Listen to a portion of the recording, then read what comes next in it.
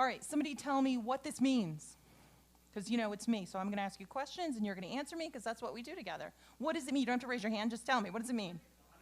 100 followers. Such a modern notion. Followers. So tell me, is that a modern notion? Not really. You see, because long before, there were likes and dislikes and things that counted who your friends were and who unfriended you. Who invented the concept of followers? Jesus did. And the thing that's kind of fun about the scriptures and wonderful for us as students to do when we're studying is that it's very difficult in the limitations of our media and obviously of the time and space that we sit in for us to remember how incredibly crowded it was wherever Jesus went. We have a tendency in the wonderful pictures that folks create for us for sermons just like these, there's always like at least 12 people with Jesus. And maybe there's a few more. But I'm here to tell you, friends, that when Jesus went anywhere, as soon as anybody knew anything about him, there were always a lot of people around.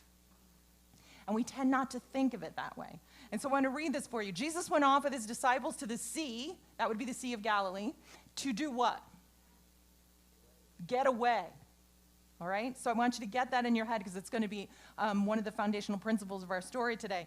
He went to get away, but what happened? A huge crowd. Not a small crowd. I mean, a crowd is a crowd, right? But this was what kind of a crowd?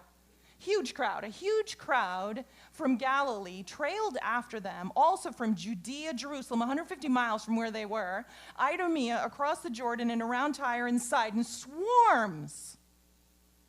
Okay? If you were standing in the middle of a swarm, did you read that article about the hive that they just took out of that lady's house in Pennsylvania? Did you read it? She had bees in her house, a massive hive that she had to have somebody come and remove for her. And so I have a real feeling for the idea of a swarm this morning. Okay? So if you're in a swarm of people, how does that feel physically? Okay, claustrophobic. If you're my mom's here. This is my mother, Marianne, right here. And if you're my mom, she tends to be a little claustrophobic. I've had the wonderful privilege of traveling the world with her, and we had this great notion that we were going to climb up inside the Duomo in Florence and come out at the top of the porch and see that beautiful, beautiful view from the top. And we got about halfway up, and my dear, sweet, wonderful mother, all of a sudden she started to go, too high, too tight, too high, too tight. And so a very handsome elderly gentleman, he wasn't elderly, his mother was elderly, escorted the two of them down. She sat and had some gelato, and up I went. I'm a terrible daughter. All right? And so, swarms. I want you to feel that feeling physically. How does it feel emotionally? Stressful. And we tend to think, and we do this for our kids, we tell these beautiful, wonderful stories from the scriptures, and everything's so happy and tidy and lovely, and that's good, and we should do that for our kids. But I want you to feel the physical and emotional context of what this text in the scriptures tells you about the life of Jesus. Swarms of people who had heard the reports and had come to see for themselves. He told his disciples to get a boat ready so that he wouldn't be what? Trampled by the crowd. Trampled by the crowd. He had healed many people, and now everyone who had something wrong was pushing and shoving to get near to touch him. This was the Lord's life. This was the beauty and the difficulty of the Lord's life. But among those swarms and among those crowds, we're going to tell the story of one person. And that's the beauty of our God, is that in this great, big, crazy, dark, difficult world that we live in, God's heart beats for each of you. You know that I have that favorite saying that I say wherever I go. What is it, Penny? It says, Jesus loves Penny, but I'm his favorite. Okay? And Jesus loves me, but Penny, Marianne, his favorite. Is that true? Absolutely true. And the reason it's true is because God's heart has so much real estate for caring and giving that it's absolutely true. And so we're going to talk about one of those hearts today. All right, Mark chapter 7. We're going to be in Mark and Matthew and a little bit in Luke, but all the texts are going to be on the screen. Jesus left Galilee and went north to the region of where? To Tyre. Okay, this was an ancient Phoenician port city. So it would have been kind of a cool idea for the disciples that were around him because, you know, the Sea of Galilee is more like Laurel Lake, if you don't mind my saying. Okay, Laurel Lake is not really a lake, it's a pond. And the Sea of Galilee is more like a lake than a sea. And so if you're going to get together and you guys are going to take a hike, a 50-mile hike, they're going to call an Uber, right? No? Not going to call an Uber? How are they going to get there? They're going to walk. And so they're going to walk 50 miles to this coastal ancient Phoenician city. And it's just going to be a big change of scene, a wonderful change of scene. Now, here's the map so that you can see where they're going. And this is a new pointer for me, and it never works on a screen, so it doesn't matter. But you can see where they're going to start along the shores of the Sea of Galilee, which is number one. And they're going to move all the way through the Galilee, through Syrophoenicia, to the coast of the Mediterranean Sea, to Tyre. So that's where they're headed. All right, into the borders of Tyre and Sidon. And these are some paintings that were done of ancient Tyre in the 1800s. And I like them because they just give you a little bit of a feel for what it might have been like as the scenery changed for them as they got away from these crowds to move along and get near the ocean. Now, I grew up on Long Island Sound, not too far from the ocean, and so the ocean has a very special familial home feeling to me. But I imagine that for these guys who lived in the Galilee, that this was a great big adventure. And so they would have moved along those roads and up through the sands and just took in some beautiful, beautiful sights. All right, now, Jesus had a plan, and Mark tells us the plan. He entered a house, and what was his desire?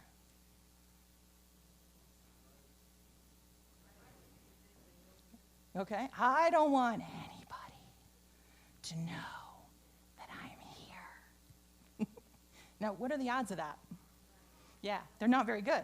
But Jesus had a desire. His desire was he didn't want anyone to know that he was there. Now, tell me, again, if he hadn't called an Uber, then I assume he didn't call Airbnb to book this house for he and his disciples to spend some time. So obviously he knew the people that were here, and in the way that Martha and Mary and Lazarus opened their home in Bethany, this just must have been a place where somebody said, hey, if you're ever in the neighborhood, you don't have to call ahead, just stop by. And mi casa, su casa, and all that. And so he had a plan. So let's just be good students of the word. If the text that we talked about previously and all that hustle and all that bustle and all that pressing and all that humanity was taxing both he and the men that he was trying to train to take over for him when he left, and he wanted to get away for them to be alone, then what's on the agenda? Say it again. Rest is on the agenda. What else is on the agenda? Teaching is on the agenda. Okay, it's like he's going to gather those closest around him, and he's like, hey, master class. And those are the goals. The goals are to get away from all the crowds and to get some rest and to do a little FaceTime with those that he needed to empower and teach. But what does the end of the text tell us? He could not keep his presence secret. And so we have a tendency to think of this sort of instantaneous communication as something that's just, again, very modern. You know, I want to let you know that the information superhighway, again, was not invented by 21st century culture, 20th century culture. All right, people could get information from here to there very efficiently in ancient times. And so even though he wanted to come into town quietly and he wanted things to be a little hush-hush, they definitely were not. In fact, Mark says, a woman whose little daughter had an unclean spirit, how fast? Immediately heard about him. And so get it in your mind of them traipsing and traveling from the Galilee to Tyre. So I get this idea that, you know, there were some people that had followed him from the Sea of Galilee, and as soon as they realized how far he was going to go, maybe some of them dropped off, but many of them stayed through the Galilee. They get to the border of Syrophoenicia. Now, if you're in the little throng that's following him, you have to make a decision. Anybody want to guess what the decision is? Am I crossing that border? Am I going into Syrophoenicia? Because who lives there? Say it again. The Gentiles of all kinds. So I imagine he lost a few when he crossed into the region of Tyre and Sidon. But people heard about him. And so I want to try, and we have to let the Holy Spirit do it because I'm totally inadequate. I want to try to get this feeling, this physical feeling of this whole story. You know that Jesus came away from a time of fatigue and pressing and taxing of his time and energies and his abilities. And then I want you to see this small group of people trying to keep their presence secret, moving into this territory that some people are wondering, including his disciples, what he's doing crossing over the border. And then I want to get the idea that now those that live in the area are starting to flock and throng behind him, and this woman especially. And what did she do? What was her posture? Yes, thank you. Her posture was one of worship immediately. But what I want you to try to get into your head is that in my mind, I'm almost entirely certain that for most of this story, Jesus does not acknowledge her at all. At all. So he has come to this place that you and I come to, and we're going to give it a name. We're going to call it the instead. What was the goal here? What was the original goal? Rest and teaching. That was the original goal. Is that going to happen now? Not going to happen. So have you ever been there where you just had it planned? Mom and I gave very serious consideration to going to Longwood Gardens today. Can't do that because the tickets are gone. You come to the place in much more important areas of your life where you come face to face, smack dab, bump into the instead. Where you just have to say, okay, that's not going to work out the way that I planned. And I find it kind of wonderfully warm and even a little funny that Jesus had those experiences too. And so here he is. He has to make a pivot, a change. Because there's a woman, and I want you to see it, behind him who needs something. Now, what did we figure out that she needed? What did the text say? Her little daughter, and the original language suggests the child was plus or minus 10 years old. So get that in your mind in terms of where she is in her motherhood, that her daughter is 10 years old. And her daughter is possessed by an unclean spirit. So here's something from the Psalms. Live wisely and use how many chances? Every chance you have for doing what? For doing good. Even when we're pivoting, friends, even when things are changing and they're not what we planned, we still have this opportunity because sometimes wisdom says no. And I don't know about you, but I find that a little difficult. But I'm going to say it again. Sometimes wisdom says no. And in this story, wisdom said no to Jesus himself. I know you've got a plan, but the answer, according to your original, Excel sheet, the answer is no. So let's go on and see what happens. Matthew describes the scene. A Canaanitish woman of the district came out, and was she being sort of blasé about it? What does it say? Okay, so what's you've got the physical feeling of the situation, and I believe that Jesus' back is still to her and is for almost all of the story. And then you've got the audible and emotional feeling. Now, I want you to try to let that sink in as we go on, and Mark goes on in the story. Now, the woman happened to be a what? A Greek, born in Phoenicia in Syria. And remember, Mark's writing this down. Peter's mouthpiece, very likely, writing this down. Okay, she was a Greek born in Phoenicia in Syria. Oh, pardon me. And then Mark says she was a Gentile, a Syro-Phoenician by birth. She's just the average person asking Jesus for something. Yes or no? Lori's got a wrinkled face. What do you think, Lori? He's in a new place, and he's there with new people. She's a woman. So overall, no matter which side of that border he was on, there was a certain cultural expectation of decorum and propriety and status if you were a woman. So she was a woman. She was a Gentile. And what was wrong with her child? She was demon possessed. And so that means if I was a very good Jewish boy, like the disciples would have been, their assessment of the worth of this human being would have been,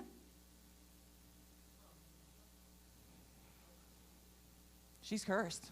Something's up. Now, I want you to remember that she really had it layered on from both sides. Because the Jewish folk would have looked at her and said, you know, she's Jezebel's descendant. Does everybody remember who Jezebel was? King Ahab's wife. Murdered the prophets of God.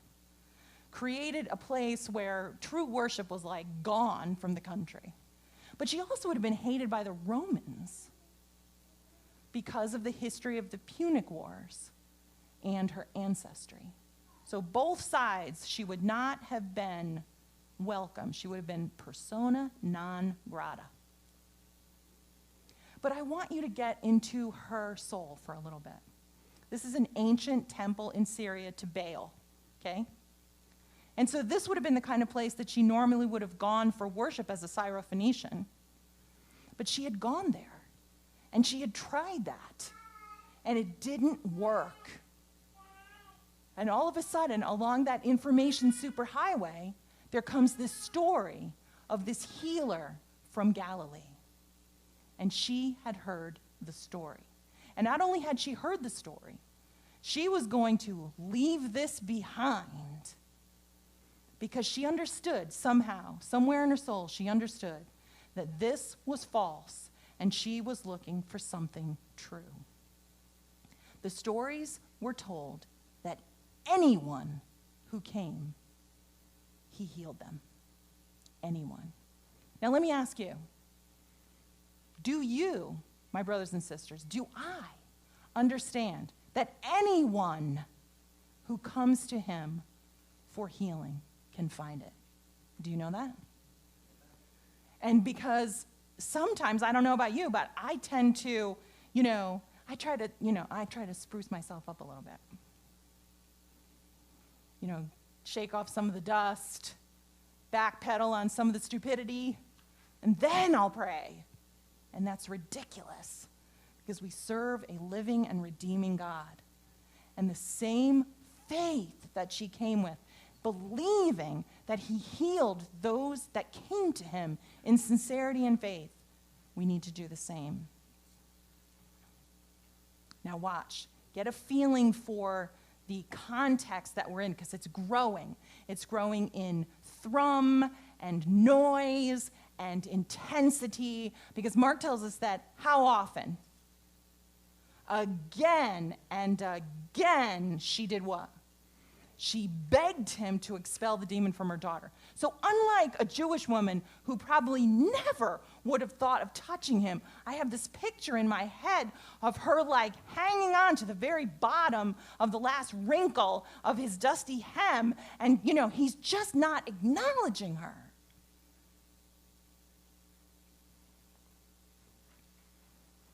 Now tell me how the disciples are feeling about this. I've got one get out of here. Everybody in concurrence? Okay, so the gentleman in Jesus' company, and these are the guys that he's supposed to be teaching a master class to at this very moment, and watch, because he won't be thwarted in doing that. So she cries out with that faith that she's been mustering to even approach him. "Son of David," she cried out, "have mercy on me, sir. My daughter has a demon and is in a terrible condition." Now, let's be clear, because his back is to her, and he's moving. I mean, he's moving. He's not stopping. He's not acknowledging. He's moving. So let's be clear, friends. Does he hear her? Does he understand what she's saying? Maybe he doesn't speak Greek. He speaks Greek, and you should know that, because Nazareth was not very far from Sepphoris, and that would have been a place where he and Joseph did a lot of work as he was growing up and learning his trade. He assuredly speaks Greek. So it's not that he doesn't understand her, and it's certainly not that he doesn't want to help her. So make sure that we're clear about this, because if you looked at him physically, he has now begun his masterclass that he thought got canceled, but it didn't. Because the Holy Spirit is gently dropping into his person the idea for how this is going to unfold. And so he is treating her exactly as who would treat her? Everybody else, the disciples, the people of his nation. And so he's doing it. He's like, okay, let's do that. Now let me ask you a question. Could he do what she was asking him to do? Of course he could. So you know this because there was another parent who came to him and said, my son is possessed with a demon. And I asked your disciples to cast him out, but they just couldn't get it done. And one word, and it was finished, and the child was made well. And that boy was a little older than this girl is. So it's certainly not because Jesus doesn't know how to do what it is that he's being asked. And we know that because of the story in Luke 9. Now watch this translation of the text. I want you to read it all together as a congregation, all right? And I want you to, read it as if this is theater. And it's important for us to get across how weird it is. All right, are you ready? 1, 2, 3, go. Very good. I'm going to take you on the road. Not even a what? Not one word. Okay? You know how we have this saying in modern culture, I'll give you the hand? Okay, well, Jesus is giving her the whole back. Not even a word. Ever been there? Now tell me, because I'm going to ask you again. You already told me. Does he want to help her? Does he understand what she's saying? Can he do what she's asking? What's she getting? Nothing. See, does she know anything about the master class? Nothing. She knows nothing about that. So let's ask ourselves, because we find ourselves in this place, that when there's silence, I won't ask you to say it out loud, but maybe in your spirit, and when you go home this afternoon, you can talk about it over lunch, the myriad of temptations for you to assess God in this moment of silence. What was it that the disciples said in the boat on the Sea of Galilee? Don't you care? Ever been tempted? In your spirit, maybe you won't even have the courage to say it out loud, but inside you're going, Lord, please, don't you care? Because this is all we're getting, silence. But friends, let's remember, because of this beautiful story that we have here and dozens of others, that God is getting things done.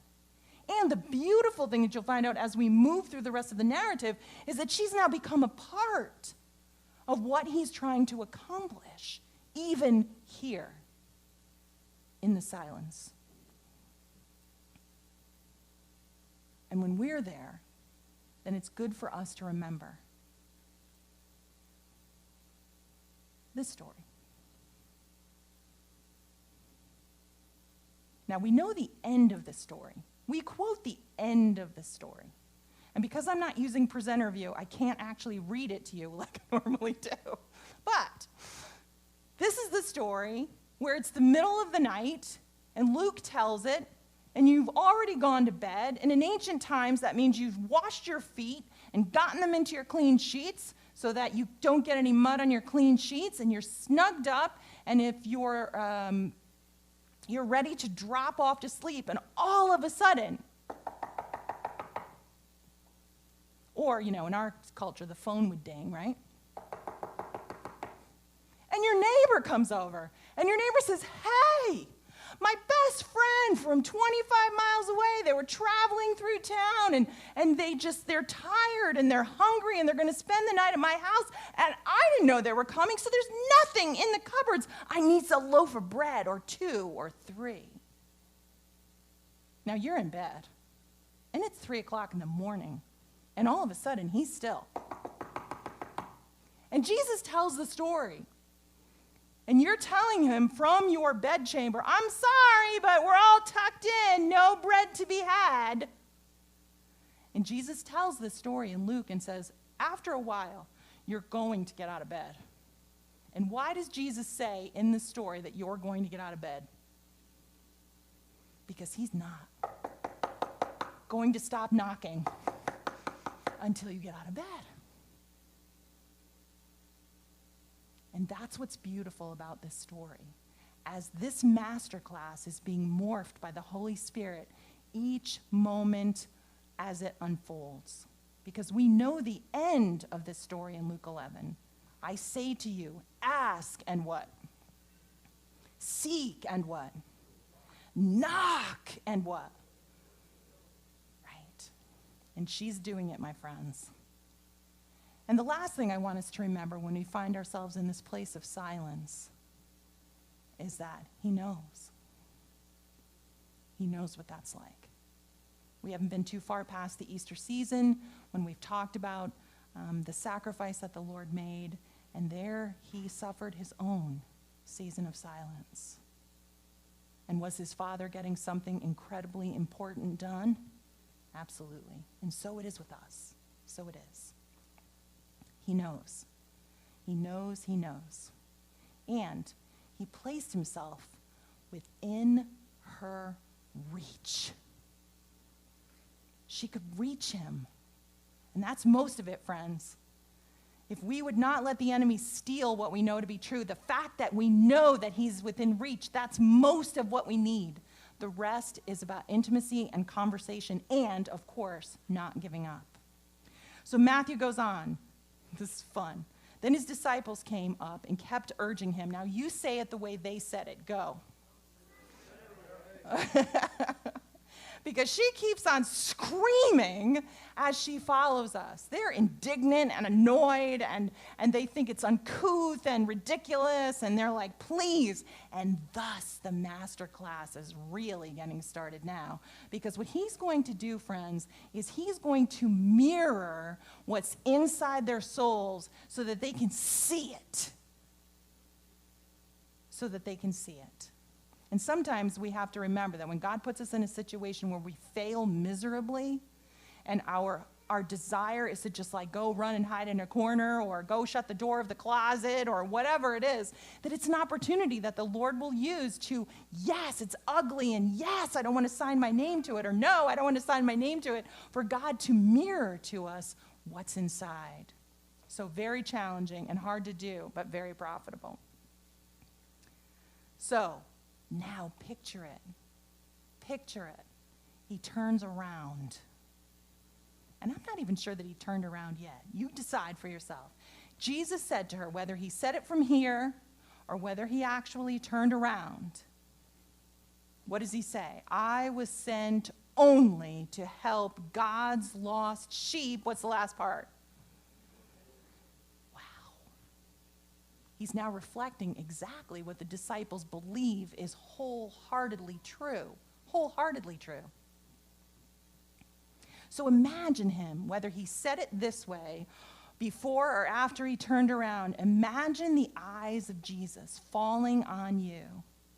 And imagine him pleading without words. As a matter of fact, the words that are coming out of his mouth are kind of tough. And imagine him locking eyes with you and secretly saying in his heart, are you ready? Because here we go.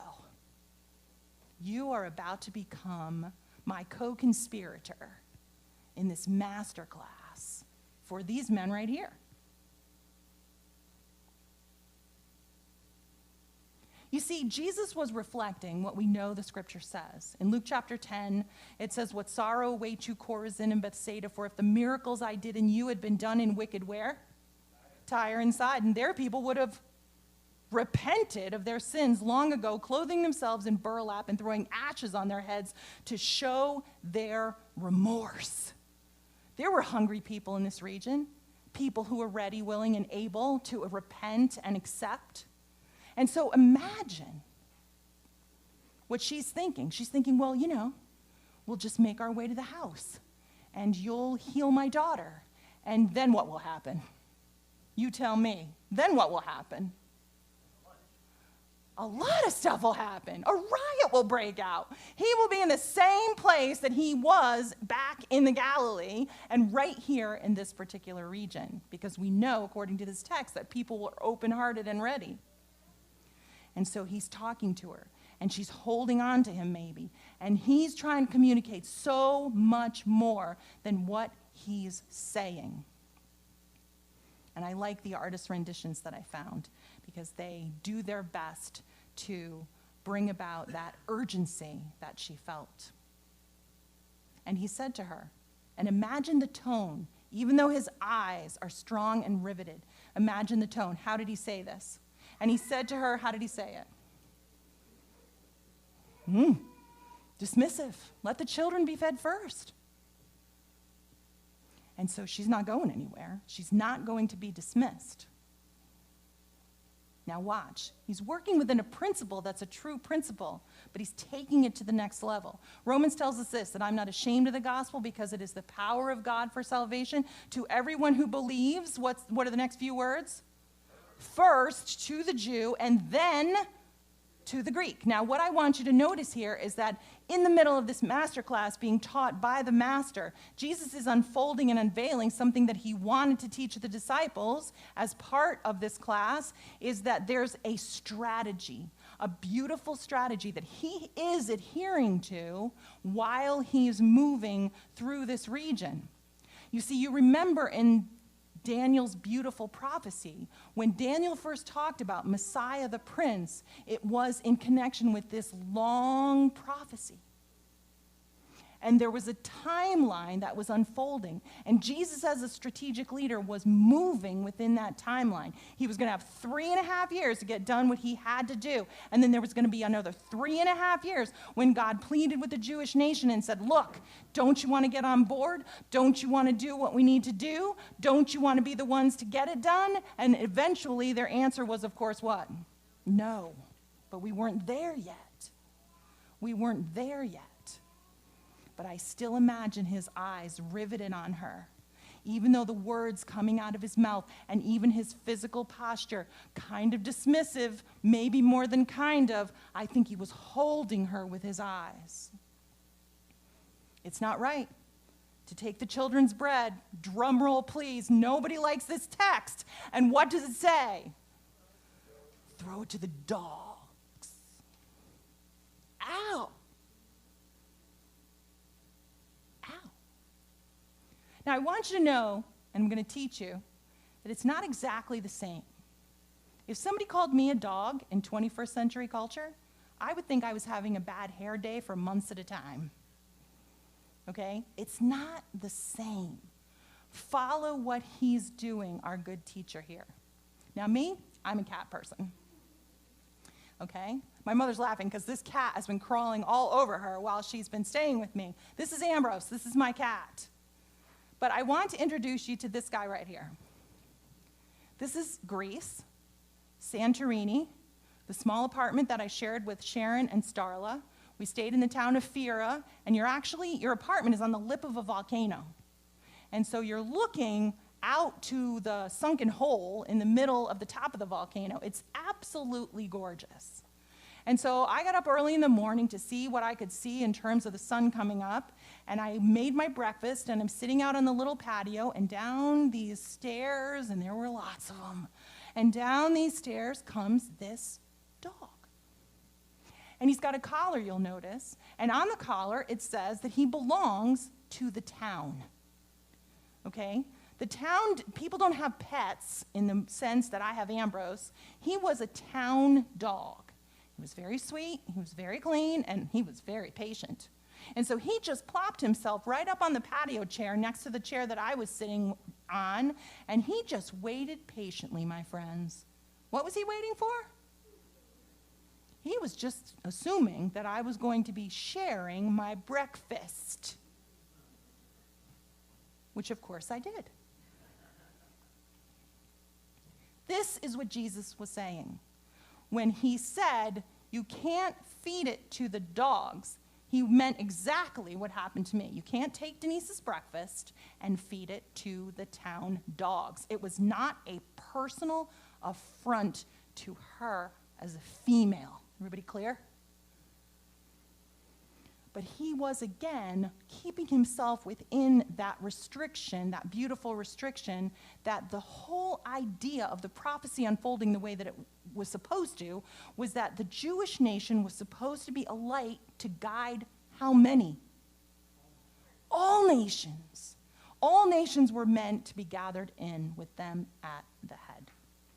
Every nation, kindred, tribe, people, and color. But that commission didn't pass from the Jewish nation until 34 AD, and the event that moved it outside, which prophecy said that it would, was the stoning of Stephen. And so once the stoning of Stephen took place, then the gospel was open fully to the Gentiles. And so here she is, one Gentile. One Gentile.